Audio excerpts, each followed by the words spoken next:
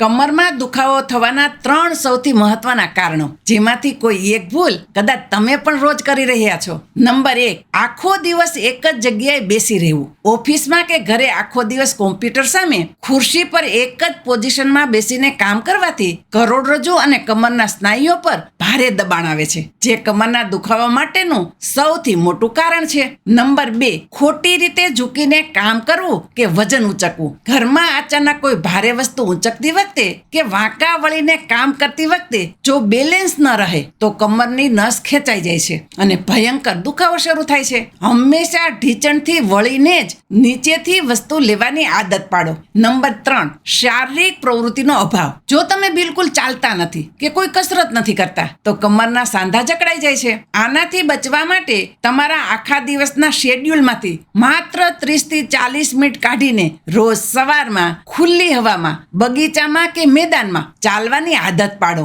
કુદરતી વાતાવરણમાં ચાલવાથી કમર ક્યારેય જકડાશે નહીં